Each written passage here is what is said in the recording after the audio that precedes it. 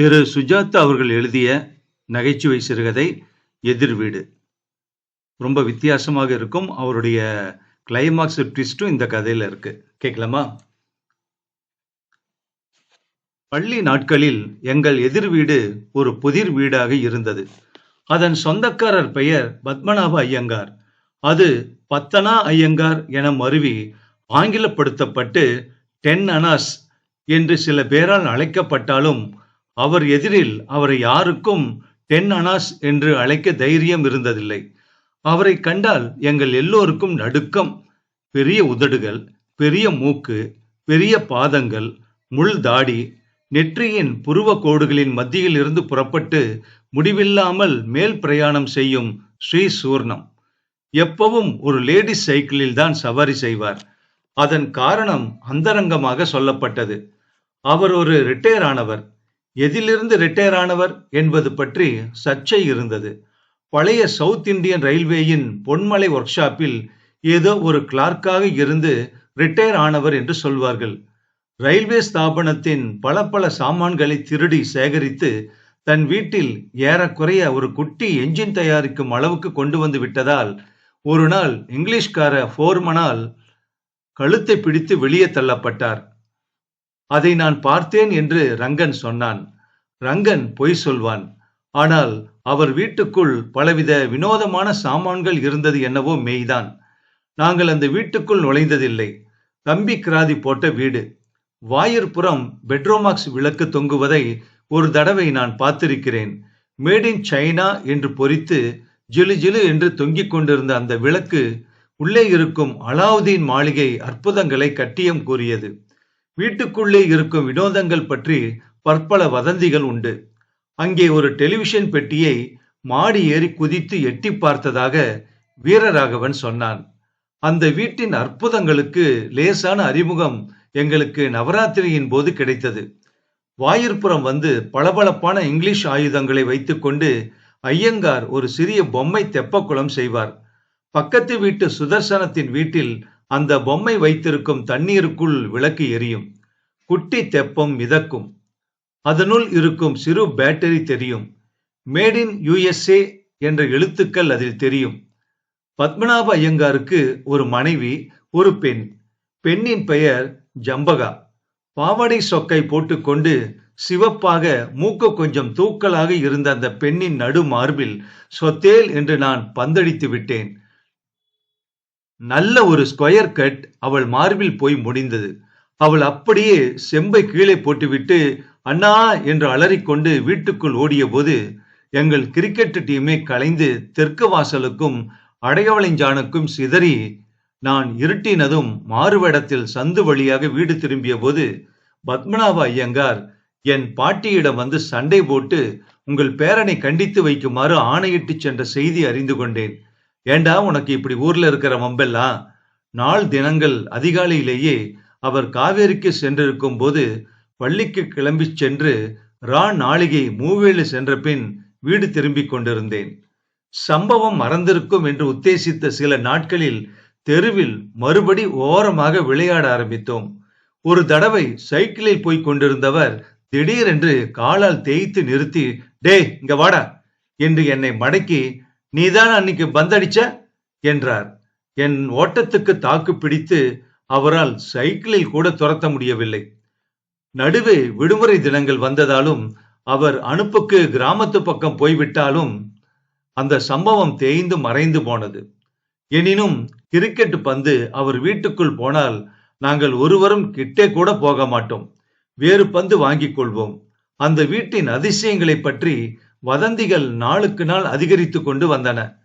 ஒரு சின்ன மாடல் ரயில் வண்டி வச்சிருக்கார். தண்டவாளம் எல்லாம் இருக்கும். அந்த ரயிலு போன்னு சொன்னா புறப்படும், நில்லுன்னு சொன்னா நின்னுடும். வாய் வார்த்தை மட்டும் அதுக்கு போதும். பேட்டரி இல்லாம எரியிற பல்ப் வச்சிருக்காருப்பா. அந்த சாதனங்கள் எல்லாம் எங்களுக்கு தெரிந்த சில பௌதீக விதிகளை கூட மீறி ஒரு மாயாஜால கனவுகளாக மாறின.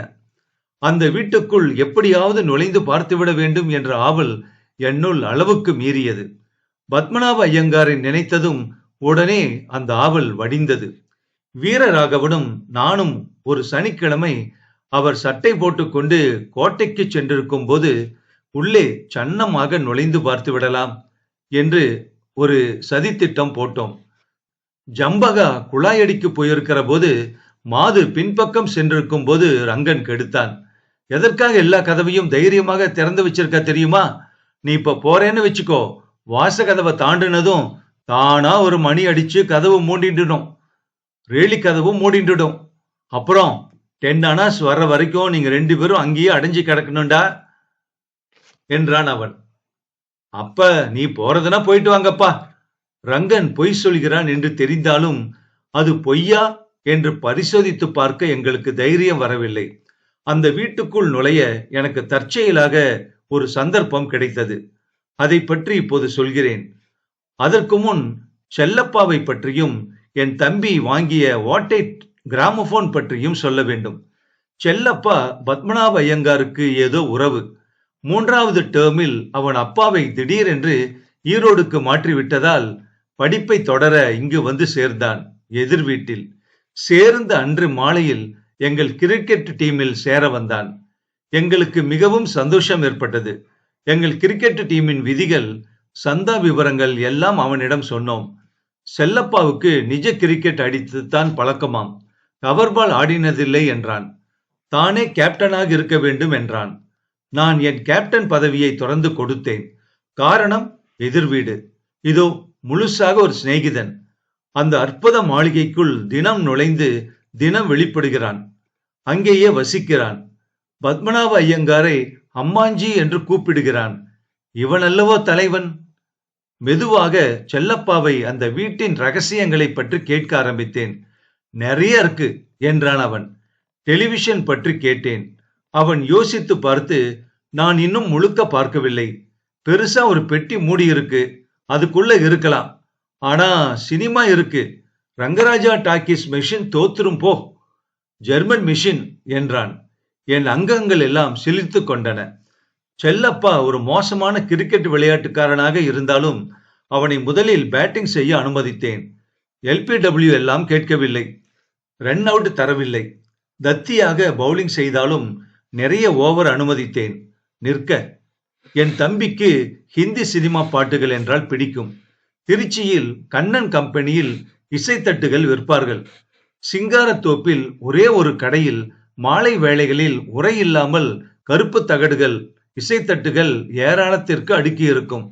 நாங்கள் தீபாவளிக்கு துணி எடுக்க ஆறுமுகத்துடன் திருச்சி சென்றிருந்த போது அந்த கடையில் ஃபார் சேல் என்று போட்டு ஒரு பழைய கிராமபோன் வைத்திருந்தது. பார்க்க சுமாராகத்தான் இருந்தது. ஆனால் அதை பார்த்ததும் என் தம்பிக்கு கண்கள் மலர்ந்தன. இதை போட்டு காமிப்பா என்றான் கடைக்காரனிடம். அவன் அதற்கு ஜில்லென்று லாபகமாக சாவி கொடுத்து ஒரு இசைத்தட்டை வைத்து துருப்பிடிக்காத ஊசியை சவுண்ட் பாக்ஸில் வைத்து திருகி அதை சுற்ற வைத்து இசைத்தட்டின் ஆரம்பத்தில் அதை தொட்டான். ஹாய் மேரி துனியா என்று புறப்பட்ட கீச்சு குரல் என் தம்பிக்கு தேவகானமாக இருந்திருக்க வேண்டும். உடனே எனக்கு தீபாவளிக்கு பட்டாசு வேண்டாம், புது துணி கூட வேண்டாம் என்று அடம் பிடித்து அந்த இடத்தை விட்டு நகர மறுத்து விட்டான். கிராமபோன் தான் வேண்டும் என்றான். ஆறுமுகம் அவனுடன் பாட்டி திட்டுவாங்க என்று எவ்வளவோ மன்றாடி பார்த்தான்.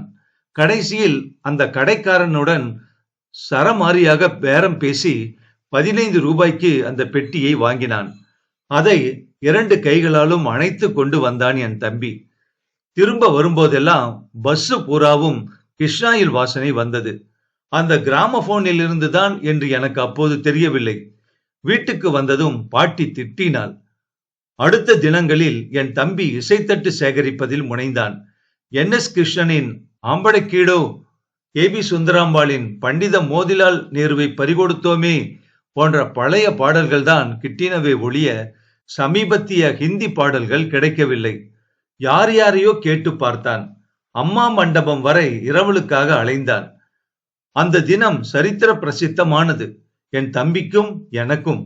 என் தம்பிக்கு முகமது ரஃபி, லதா மங்கேஷ்கர் இசைத்தட்டுகள் சில ஒரே ஒரு தினத்திற்காக இரவல் கிடைத்ததால், எனக்கு எதிர்வீட்டு அலாவுதீன் மாளிகைக்குள் முதல் பிரவேசம் கிடைத்ததால், புதிய இசைத்தட்டுக்கள் கிடைத்த சந்தோஷத்தில் என் தம்பி எங்கள் எல்லோரையும் மாடிக்கு கூப்பிட்டு நடுவே ஸ்டூல் போட்டு தன் கிராமபோனை வைத்து சுற்றி வர எங்களை உட்காரச் செய்து சாவி கொடுத்து ஆவலுடன் முதல் இசைத்தட்டை வைத்தான். சுறுசுறுப்பாக ஆரம்பித்த அந்த பாட்டு ஒரு நிமிஷத்தில் சோர்விழந்து, அந்த கிராமபோனுக்கு கவர்னர் எதுவும் வேலை செய்ததாக தெரியவில்லை. லதா மங்கேஷ்கராக ஆரம்பித்த இசைத்தட்டு முகமது ரஃபியாக மாறி மரண ஊர்வலம் சென்று 3 நிமிடங்களுக்கு முன்பே நின்றுவிட்டது. ரங்கன் நல்லா இல்லையே என்றான். வீரராகவன் உடனே வாடா போகலாம் என்றான். என் தம்பி சோகமாக அந்த 15 ரூபாய் கிராமபோனை பார்த்து அதை திருகிக் கொண்டிருந்தான் அங்கும் இங்கும். எல்லோரும் விலகிய பின் நான், என் தம்பி, செல்லப்பா மட்டும் பாக்கி இருந்தோம். என்னடா கிராமபோன் இது, ரொம்ப ஓட்ட போல இருக்கு என்றான். வாங்கின போது நல்லா தானே இருந்தது என்றான் என் தம்பி. எங்க வீட்டுல ஒரு கிராமபோன் இருக்கு, பிரமாதமா பாடும் என்றான். என்ன பிரயோஜனம், உங்க அம்மாஞ்சி கொடுக்க மாட்டாரே என்றேன். அம்மாஞ்சி இல்லடா, கோட்டைக்கு துணி எடுக்க போயிருக்கார் அவரு. ஜம்பகாவும் இல்ல, மண்ணியும் இல்ல, பாட்டி மட்டும் இருக்கா என்றான். என்னுள் ரத்த அழுத்தம் எகிரியது.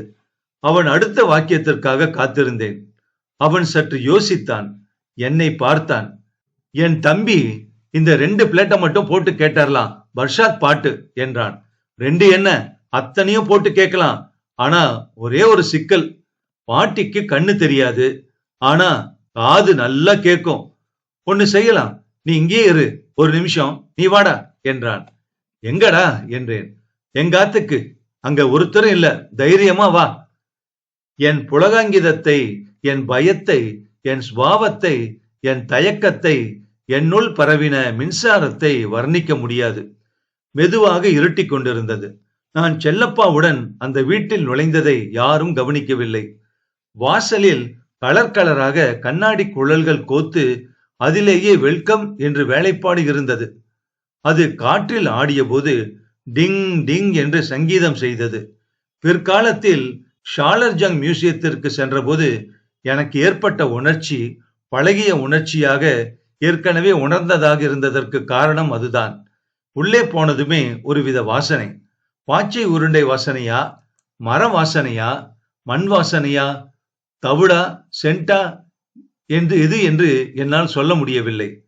ஓரத்தில் ஒரு தையல் மெஷின் நீல உரை போட்டு மூடியது.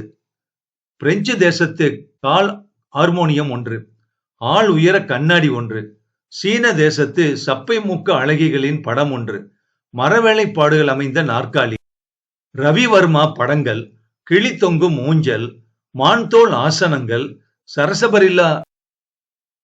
யாரா அது? நான் தான் பாட்டி, செல்லம். கூட யாரு? அவன் உதடுகளில் விரல் வைத்து சைகை செய்துவிட்டு, கூட ஒருத்தரும் இல்லையே என்றான். அவள்லாம் எப்ப வருவா? 8 8:30 ஆகும்னாரு அம்மாஞ்சி. வாசக்கதவை திறந்து வச்சுட்டு போயிடாத. இல்ல பாட்டி. செல்லப்பா அந்த அதிசயங்களை கவனிக்காமல் நேராக ஒரு சிறிய அறைக்கு சென்றான். உள்ளே நெல் மூட்டைகள் அடுக்கி இருந்தன. அலமாரியில் புத்தகங்கள் அடுக்கி இருந்தன. மர பீரோவில் கண்ணாடி பதித்திருந்தது. கசகச என்று எத்தனை சாமான்கள் இருந்தன. இருட்டில் அடையாளம் தெரியவில்லை.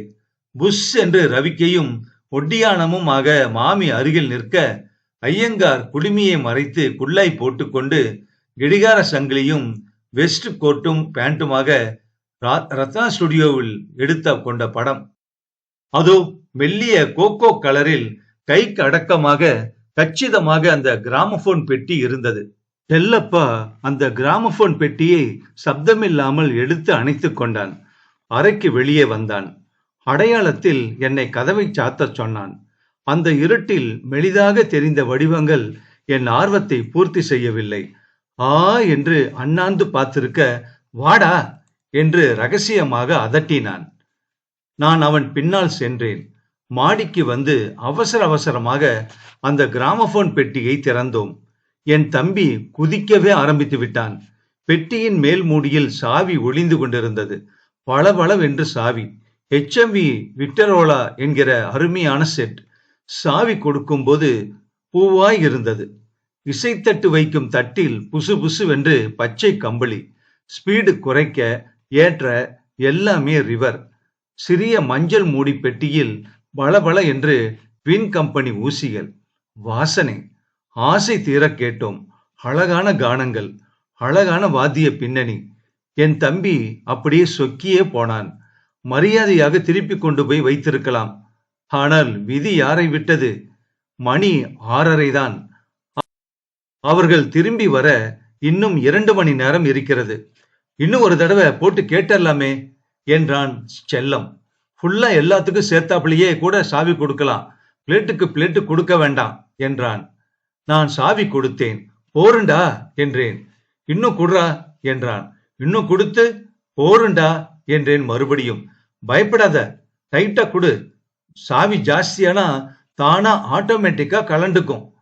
நான் வின் என்று சாவி கொடுத்தேன். உள்ளே ஏதோ வெடிக்கும் சத்தம் கேட்டது. இசைத்தட்டு அதன் பீடத்துடன் மகாவிஷ்ணுவின் சக்கரம் போல சுழன்று காற்றின் மத்தியில் சுற்றிவிட்டு உருண்டது. கிராமபோனின் வயிற்றில் இருந்து பட்டை பட்டையாக இரும்பு துண்டங்கள் தெரித்து உருண்டு விழுந்து நின்றது. அந்த இடத்தில் மயான அமைதி நிலவியது. செல்லப்பா பேசினான். ஏண்டா இவ்வளவு டைட்டா சாவி கொடுத்த?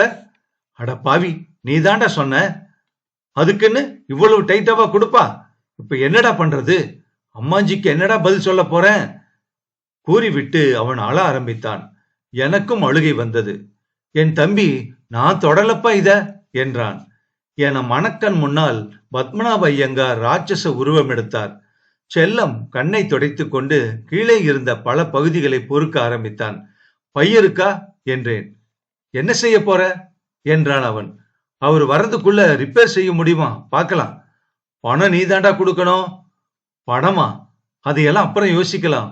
முதல்ல ரிப்பேரு. சைக்கிள் பின்னே கிராமபோனை மூட்டை கட்டி பைக்குள் அதன் சுதந்திரம் அடைந்த பாகங்களை போட்டுக்கொண்டு வேக வேகமாக நாங்கள் மூவரும் தெற்கு வாசலை நோக்கி கிளம்பினோம். அப்போது மணி 7. 1.5 மணி நேரத்தில் அதை சரி செய்ய முடியுமா?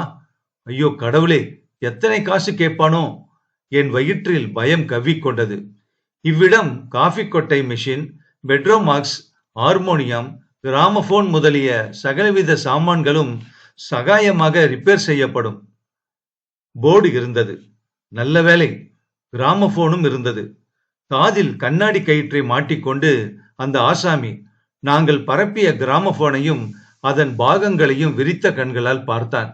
சொச்சோ என்று மொழிந்தான். மௌனமாக தலையை ஆட்ட அதனுடன் என் இதயமும் ஆடியது. பூராவே போயிடுச்சே. என்னை பார்த்து சிரித்தான். ஃபர்ஸ்ட் கிளாஸ் பொட்டி, HMV, மெயின் ஸ்பிரிங்கு போயிருக்கு, துண்டு துண்டா என்றான் அவன். செல்லப்பா அதற்கு, இது எதுவும் பத்த வைக்க முடியாத ஆசாரி என்றான். இதையா என்றான் ஏளனமாக அவன். உங்கிட்ட வேற ஸ்பிரிங் இருக்கா? எங்கிட்டயா? மறுபடி ஏளனம். ஒரிஜினல் அமெரிக்கன் ஸ்பிரிங் பாரு, இத போய் ஒடிச்சிருக்கியே. ஐயோ நான் இல்ல, அவன்தான் என்றான் செல்லம். இப்ப என்னதான் செய்யறது? டெம்பரரி என்கிட்ட பழைய ஸ்பிரிங் ஒன்னு இருக்கு, அத போடுறேன். வேலை செஞ்சா செய்யும், இல்லன்னா இல்ல. உன்னுடைய லக்கு தான். காசு கொண்டு வந்திருக்கியா? வீட்டுல பெரியவங்க யாரையும் கூட்டிகிட்டு வரலையா? வந்துட்டு இருக்காங்க. கோயிலுக்கு போயிட்டு பின்னாலேயே வருவாங்க. நீ ரிப்பேர் ஆரம்பி. இப்பவே வா. ஆமா, இப்பவே முடிச்சு கொடுத்துரு ஆசாரி. எவ்வளவு வேலை தலைக்கு மேல கிடக்கு தெரியுமா? அவனிடம் ஒரு வேலையும் இருந்ததாக தெரியவில்லை. ஒரு நிமிஷத்தில் என் வாழ்வில் நிகழ்ந்த அதிர்ச்சிகளை பார்த்தீர்களா? எனக்கு என்ன பாட்டு வேண்டி கிடக்கிறது? எதற்காக நான் சாவி கொடுத்தேன்? இப்போது பணத்திற்கு என்ன செய்ய போகிறேன்? 10-15 ரூபாய் கேட்டால்? செல்லத்தை தனியாக கூப்பிட்டேன். டேய், என்கிட்ட பணம் கிடையாதுரா. உங்க பாட்டி கிட்ட கேட்டு வாங்கிட்டு வா. ஏன் நீ உடைச்ச? எங்க பாட்டி 2 நாவுக்கு மேல கொடுக்க மாட்டாடா. டேய் அழாத, பணத்தை பத்தி அப்புறம் யோசிக்கலாம். முதல்ல அவர் வர்றதுக்குள்ள பொட்டிய திரும்ப வச்சிடணும். செல்லப்பா ஒரு கிரைசிஸ் ஆசாமி என்பது அப்போது தெரிந்தது. ஆசாரி கிராமபோனை பொறுக்கிக் கொண்டு கடையின் பின்புறம் சென்றான். செல்லமும் நானும் ஒருவரை ஒருவர் பார்த்து கொண்டு கையை பிசைந்து கொண்டு நின்றோம். என் தம்பி இசைத்தட்டுகளை திருப்பி கொடுக்க சென்று விட்டான். அவனுக்கு இந்த விவகாரத்தில் சம்பந்தமே இல்லாதது போல் நடந்து கொண்டான். கடைக்குள்ளே ரிப்பேர் செய்யும் சப்தம் கேட்டது. பெருமாளே, ஐயோ பெருமாளே, கிராமபோன் சரியாகி விட வேண்டும், சரியாகி விட வேண்டும். பெருமாள் என் பிரார்த்தனையை கேட்டுவிட்டார் போலும். என்னடா செல்லம், இங்க நின்னுட்டு இருக்க என்று குரல் கேட்டு திடுக்கிட்டேன். அங்கே பத்மநாப ஐயங்கார், கையில் ரிஸ்ட் வாட்ச், பின்னால் மாட்டு வண்டியில் மனைவியும் செம்பகாவும் வர சனியன் காலாறு நடந்து வந்து கொண்டிருக்கிறது. ஆத்த திறந்து போட்டுட்டு வந்துட்டியா? இல்ல அம்மாஞ்சி, பாட்டி இருக்கா. இங்க தெற்கு வாசல்ல என்ன பண்ணிட்டு இருக்க? அதுவும் இந்த கடையில? யோ ஆசாரி, யாரு என்று வெளியே எட்டி பார்த்தவன், அட சாமிங்களா என்றான். என்னையா பண்ற? ரிப்பேர் சாமி. என்ன repair? Gramophone, first class American model. Padmanabha ஐயங்காரின் ஜாலசங் மனப்பான்மை உசுப்பப்பட்டிருக்க வேண்டும். ஒதுங்கடா பார்க்கலாம் என்று கடைக்குள் நுழைந்து விட்டார். செல்லப்பா அப்படியே கம்பமாக நின்றான். எனக்கும் ஓட தைரியம் வரவில்லை. நாக்கு ஒட்டி கொண்டு விட்டது. இடம் கொஞ்சம் எக்கச்சக்கமாக இருந்தது. கைகால் உதறல் எடுத்தது. ஹட என்றார் பத்மநாப ஐயங்கார். இதே மாதிரி மாடல் ஒண்ணு என்கிட்ட இருக்குடா. என்ன ரிப்பேர் இதுல? ஆமா, யாரு இது? இவாத்துது அம்மாஞ்சி என்றான் என்னை காட்டி. மெயின் ஸ்பிரிங் ஒடிஞ்சிருக்குங்க ஐயா என்றான் ஆசாரி. எங்க பல்ப் வெளிச்சத்து கொண்டு வா பார்க்கலாம் என்றார் அவர். அடாடா, சுக்கு சுக்கா உடைஞ்சிருக்கு. போத பேரன் தானாடா நீ? உங்க ஆத்துதாடா இது? உங்க ஆத்துலயும் இந்த மாதிரி மாடல் இருக்குன்னு எனக்கு தெரியவே தெரியாதே. அதான் ஒரு வாரமா கச்சு கீச்சுன்னு கிராமபோன் சத்தம் வந்துட்டு இருந்தது. உங்க ஆத்துல கேட்டேன். ஆனா இந்த மாடல் எனக்கு தெரியாது. இதுக்கு கூட ஒரு ஸ்பேர் மெயின் ஸ்பிரிங் என்கிட்ட இருக்கு. வேணும்னா அவ்வளவுதான். நான் மண்டி போடாத குறையாய், அழாத குறையாய், மாமா இந்த கிராமபோன் என்று ஆரம்பித்து சகலத்தையும் அவரிடம் ஒப்புக்கொண்டு விட்டேன். என் வாழ்விலே ஒரு மிக மகத்தான ஆச்சரியம் அப்போது நிகழ்ந்தது. பொறுமையாக நான் சொன்னதை முழுவதும் கேட்டுக்கொண்டிருந்து விட்டு பத்மநாப ஐயங்கார் சொன்னார், போனா போறது போ. எதிர்வீடு சிறுகதை முற்றும். இந்த கதை வெளியான ஆண்டு 1977. பெரியவர் கண்டிஷனா இருப்பாரா அப்படிங்கறதுனால பசங்களுக்கு எல்லாம் பயம். ஆனா அதையும் தாண்டி நம்ம எந்த அளவுக்கு பயப்படுறோமோ அதுக்கு தகுந்த மாதிரி சுமூகமான ஒரு முடிவு. அதுவும் சுஜாதா கதையில மிகப்பெரிய ட்விஸ்ட் இருக்கும். ஸோ அதே மாதிரி இப்படி ஒரு முடிவு வரும்னு எதிர்பார்த்திருக்கவே மாட்டோம். கண்டிப்பா ஒரு திட்டுவாரு அல்லது வேற ஏதாவது பண்ணுவாரு. கதை எப்படி முடிய போகுதோ, ஆசாரி சரி பண்ணி கொடுத்துருவானா அப்படிங்கிற மாதிரி எல்லாம் யோசனை இருந்தது. வேற மாதிரி கதையை முடிச்சிருக்காரு. Thank you very much.